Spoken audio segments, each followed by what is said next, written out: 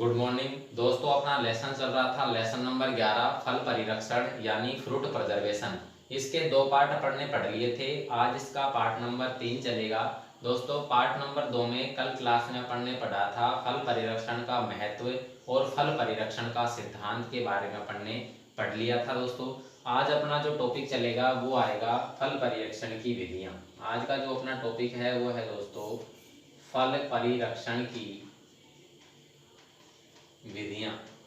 फल परिरक्षण की विधियां यानी फल परिरक्षण की कौन कौन सी विधियां हैं, इसके बारे में आज अपन इसमें अध्ययन करेंगे। फल परिरक्षण की विधियां यानी कि फलों को सुरक्षित रखने की कौन कौन सी विधियां हैं, फलों को लंबे समय तक सुरक्षित रखने की कौन कौन सी विधियां हैं, इसके बारे में अपन इसमें पढ़ेंगे। तो देखिए दोस्तों, फल परिरक्षण की मुख्य रूप से दो विधियां हैं। एक तो है अस्थायी परिरक्षण, अस्थायी परिरक्षण।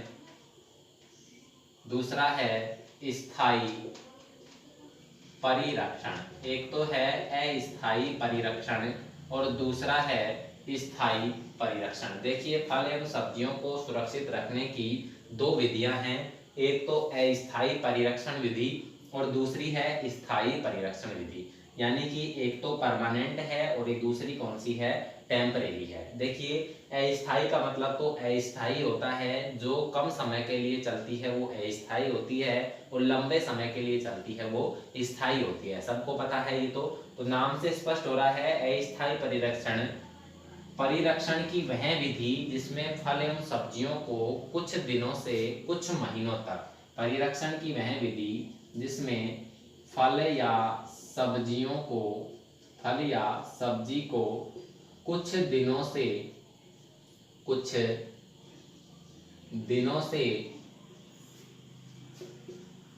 महीनों तक, कुछ दिनों से कुछ महीनों तक सुरक्षित रखना अस्थायी परिरक्षण कहलाता है।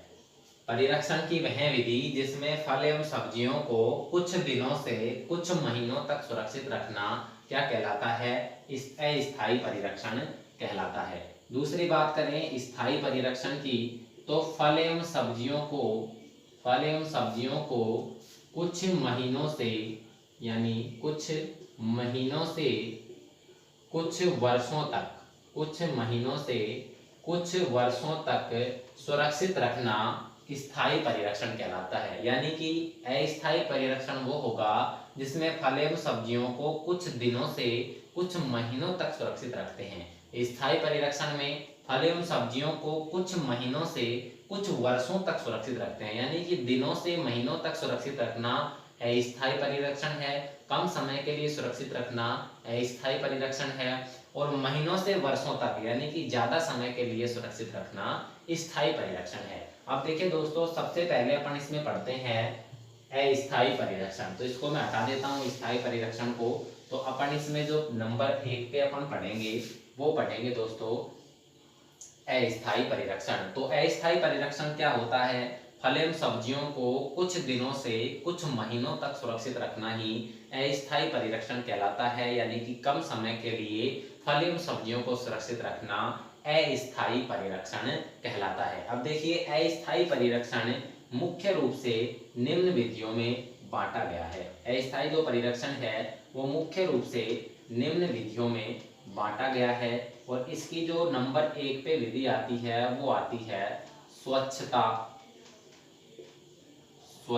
विधि। नंबर 1 पे जो विधि आती है वो आती है दोस्तों स्वच्छता विधि। नंबर दूसरे पे जो विधि आती है वो आती है निम्न तापक्रम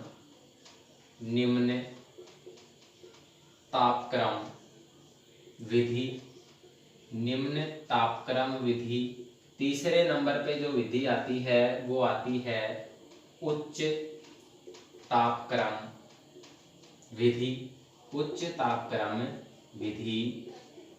चौथे नंबर पे जो आती है वो आती है दोस्तों वायु निष्कासन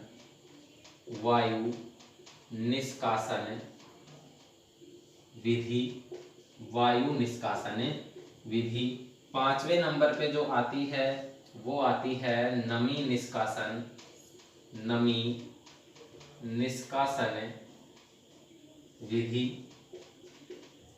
और लास्ट में जो छठे नंबर पे आती है वो आती है दोस्तों प्रतिरोधक विधि। प्रतिरोधक विधि 6 विधियां हैं इसमें। अस्थायी परिरक्षण में मुख्य रूप से 6 विधियां हैं। पहली है स्वच्छता विधि, दूसरी है निम्न तापक्रम विधि, तीसरी है उच्च तापक्रम विधि, चौथी है वायु निष्कासन विधि, 5वें नंबर पे है नमी निष्कासन और छठे नंबर पे है प्रतिरोधक विधि। देखिए स्वच्छता विधि, निम्न तापक्रम विधि, उच्च तापक्रम विधि, वायु निष्कासन विधि, नमी निष्कासन विधि और लास्ट में है प्रतिरोधक विधि। देखिए दोस्तों अस्थायी परिरक्षण की मुख्य रूप से ये 6 विधियां हैं। इनमें अपन थोड़ा थोड़ा डिटेल से पढ़ते हैं।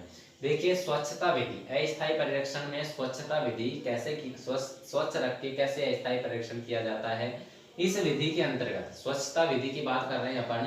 स्वच्छता विधि के अंतर्गत फल एवं सब्जियों को तुड़ाई के पश्चात यानी कि फल एवं सब्जियों को तोड़ने के पश्चात उन्हें साफ पानी से धोकर उनके अंदर की दाग धब्बों रहित फल एवं सब्जियों को अलग करके उनको कुछ दिनों से कुछ महीनों तक सुरक्षित रखा जा सकता है, या यूं कह सकते हैं कि कुछ दिनों तक उसे सुरक्षित रखा जा सकता है। ठीक है, तो इस प्रकार से फलों को साफ सफाई से रखकर भी अपन कुछ दिनों तक क्या कर सकते हैं, सुरक्षित कर सकते हैं। तो ये विधि कौन सी हो गई, अस्थायी परिरक्षण के अंतर्गत विधि हो गई। ठीक है, दूसरी आती है निम्न तापक्रम विधि।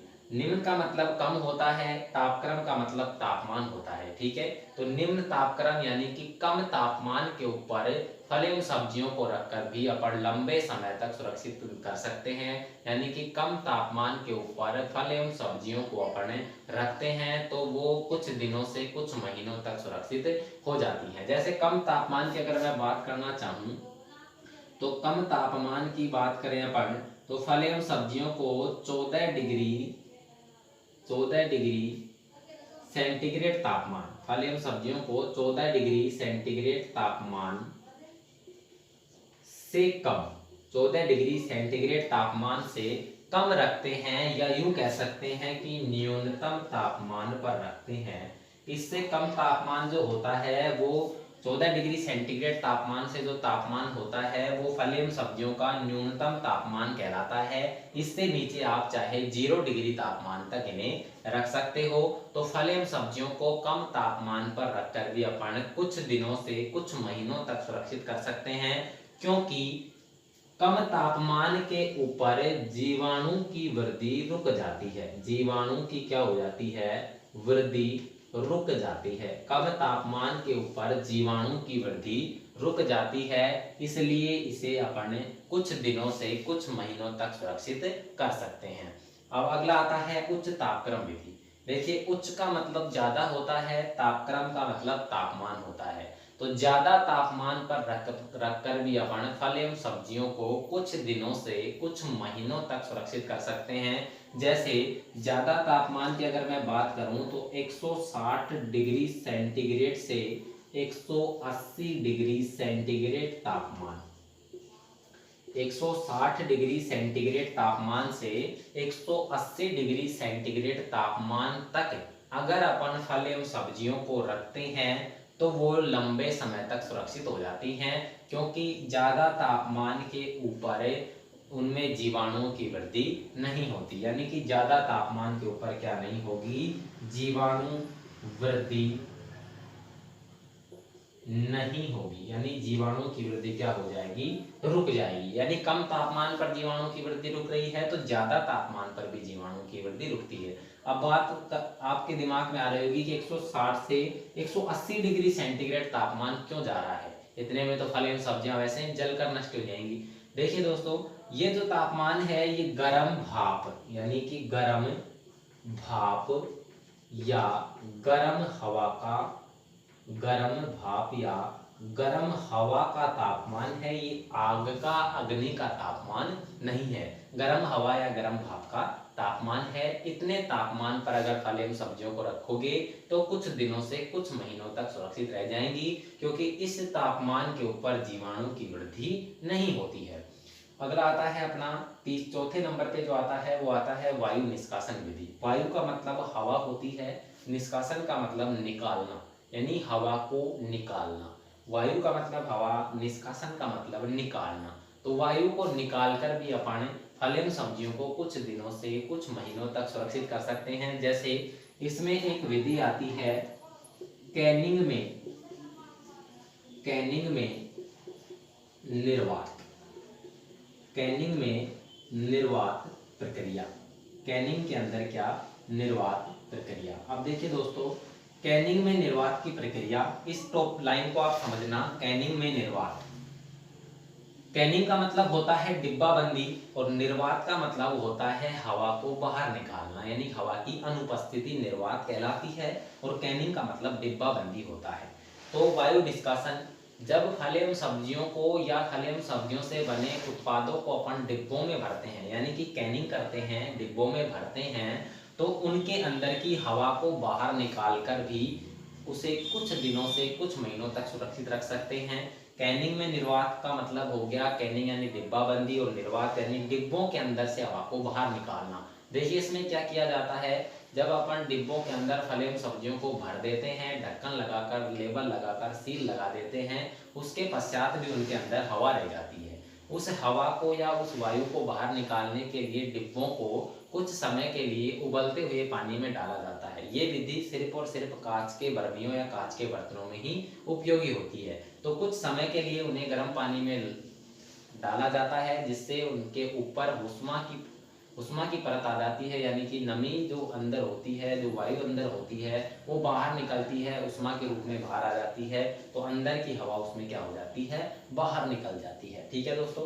वायु को निकाल कर भी अपन लंबे समय तक फल एवं सब्जियों को सुरक्षित कर सकते हैं, कुछ दिनों से कुछ महीनों तक सुरक्षित कर सकते हैं। तो ये भी अस्थायी परिरक्षण की विधि हो गई। अगला है नमी निष्कासन विधि।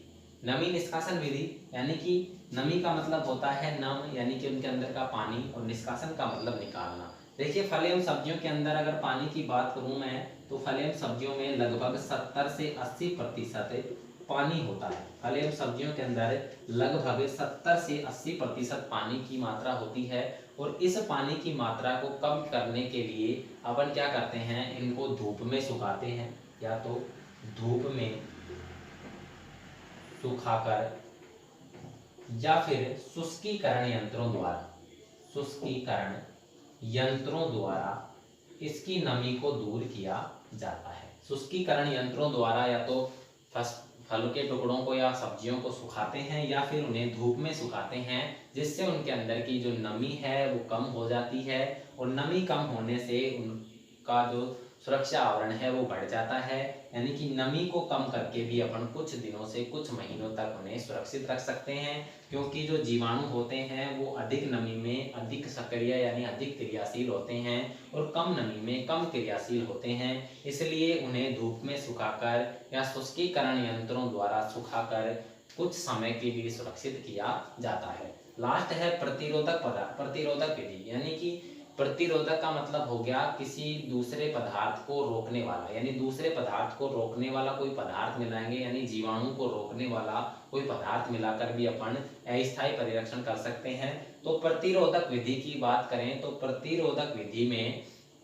फल एवं सब्जियों से बने उत्पादों या फल एवं सब्जियों में या फिर फल एवं सब्जियों से बने उत्पादों के अंदर अपन कुछ प्रतिरोधक पदार्थ मिलाते हैं, जिससे वो लंबे समय तक सुरक्षित हो जाते हैं। जैसे आचार के अंदर, जैसे आचार में नमक मिलाकर या टमाटर के सॉस में